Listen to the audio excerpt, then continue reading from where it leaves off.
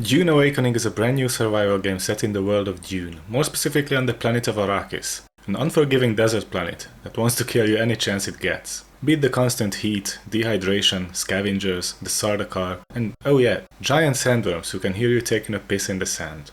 The game doesn't really hold your hand like a Ubisoft open world game, so needless to say it can be a challenging experience. If you keep getting eaten by worms, struggling to find materials, or having a rough time in combat, you came to the right place. After hundreds of hours in the game during beta testing, I learned a lot about how to navigate Arrakis in an efficient way. So, I've compiled 5 major pointers I wish I knew when I started playing this game, that will make your life much easier. We'll talk weapons, materials, skills, regions, and before you know it you will navigate the desert like a true Fremen.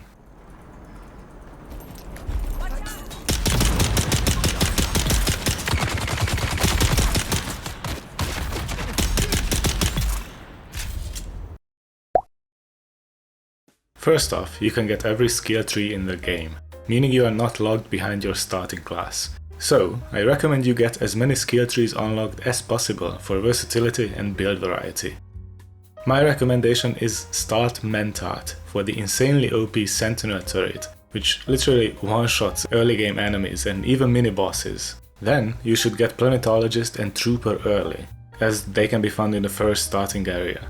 Mentat will give you insane damage with the turret, helping you clear camps. Trooper gives you the grapple hook for mobility and a grenade for damage, and Planetologist is insanely useful for survival. Alternatively, start Swordmaster and then get Trooper and Planetologist if you prefer melee combat, as Swordmaster gives you nice skills and traits for melee builds.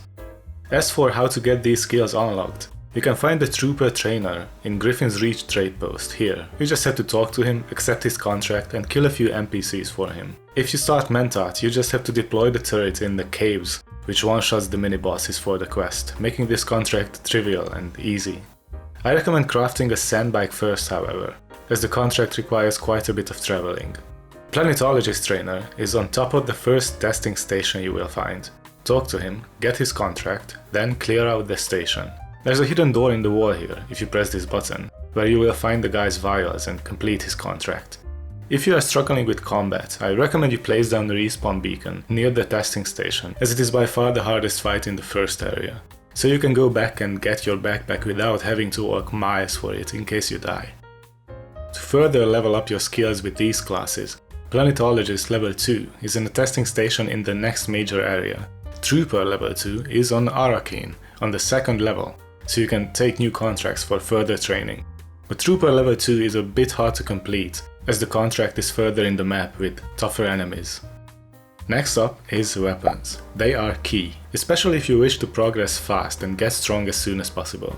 You can craft decent weapons and tools, but purple unique items are your best bet for the early game. Here's a few unique weapons and schematics that will give you the much needed edge in combat when starting out. Unique weapons are found in areas where there is a drop location for the weapon, meaning it may not be the first item the chest gives you, but once the area resets you can come back to it and farm it out. All 4 of the items I'm about to list were dropped for me on either the first or the second time, and the first 2 items have been fixed drops I think, as I've only seen them in their respective locations. First off, you can find a really good pistol, the Way of the Fallen, here, near Griffin's Reach trade post, for the first area. Just go to where I am on the map and look for this archway. Behind it is a cave where you can find it. There's also a nice dagger, Kale's Drinker, here, in the first shipwreck you find. And it actually extracts blood as you fight, so you don't have to worry about blood extractor as much while you use it. These 2 will get you through the first area easily, with any build basically, as they are stronger than the items you can craft at the time. But you won't spend much time in the first area, unlike the next one after crossing the gap. So here's where you can find the Way of the Wanderer, your next purple weapon that is significantly stronger than the regular ones you can craft. Just enter the shipwreck, get the green card, clear out the enemies and go to the final room for the big chest.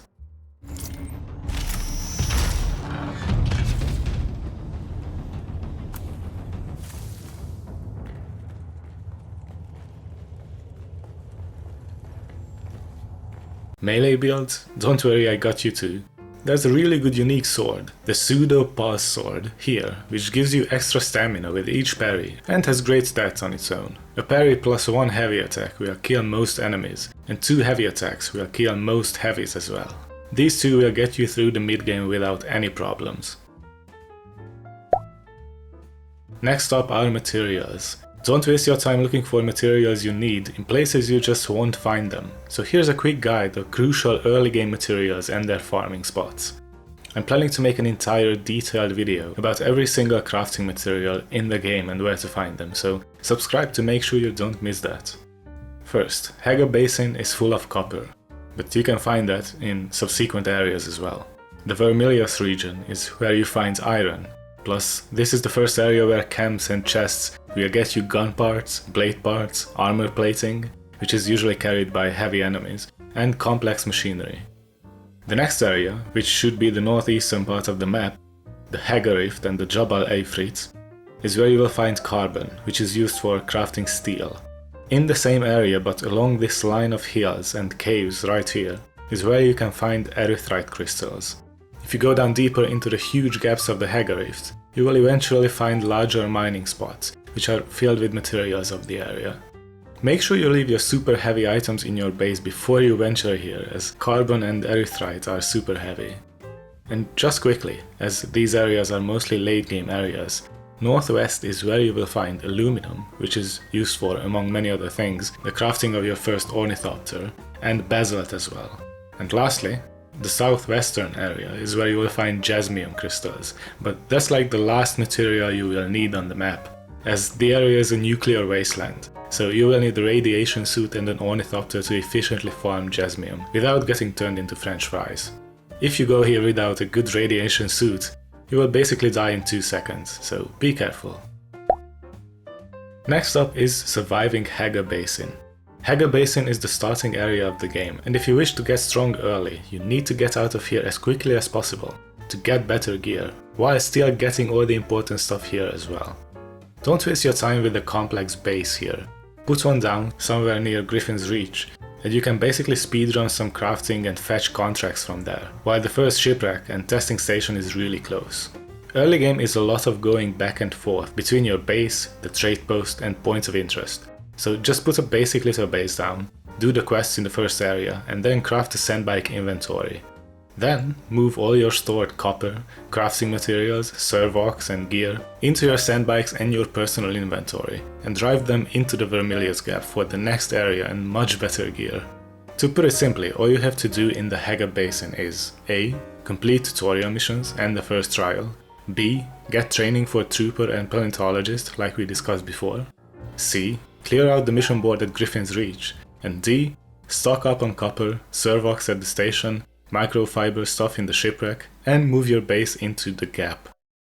Which takes me to number 5, surviving the gap. After crossing the gap you can find the next trading post here, the Anvil. So head straight here and you can set up a more complete base, or even an advanced console near the Anvil, as you will spend much more time in this region.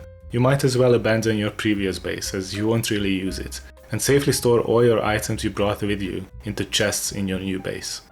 You can immediately grab contracts for House Harkonnen or Atreides if you talk to the NPCs at the trade post, and also some contracts from the contract board. You will explore the region anyway, so getting contracts first means you don't have to do so much back and forth. In case you don't have many research points or servox and you can't craft a leap suspensor belt yet, I actually recommend you buy one from the merchant. Alternatively, the Emperor's Wings suspensor belt from Haga Basin is completely fine for this area as well. The leap suspensor will save you a lot of time and is useful for climbing, traversal and getting out of combat. Combined with the grapple hook you can climb mountains in a matter of seconds with it. You will need a lot of iron for Vermilius, so craft a Mark II cutlery and farm iron. Vermilius is the second area in the game where enemies are significantly stronger. You will need a bunch of water for iron ingots and almost everything else from this point on. The easiest way to get water is to craft multiple blood purifiers, advanced ones once you get yourself some iron as they make much more water, and craft a Mark II blood extractor and blood bags. There's a bunch of camps around the Anvil trade post, so you can go on vampire trips and get as much blood as possible and start purifying. You should also craft a Dew Reaper, a Litarion, and water cisterns to store more water. All you have to do is use your Reaper on leaves in the night, and it will fill your Litarion with water, which you can store in your base or keep with you for emergencies. Once you have more iron, craft some armor to better stand against stronger enemies. Craft a Horseman shield as well, and grab the weapons we talked about earlier for much better damage. You should be good to go now, and take on the area's camps, testing stations, and shipwrecks, and get yourself more materials. Be careful with ranged weapons though. If you start shooting with your shield up, it automatically goes down while you shoot, so you are vulnerable. You will also need an exorbitant amount of silicon later in the game, which you can craft from flower sand and water. Don't rely on the small batches of flower sand from bandits. Just do the second trial in this cave, then craft a sand compactor.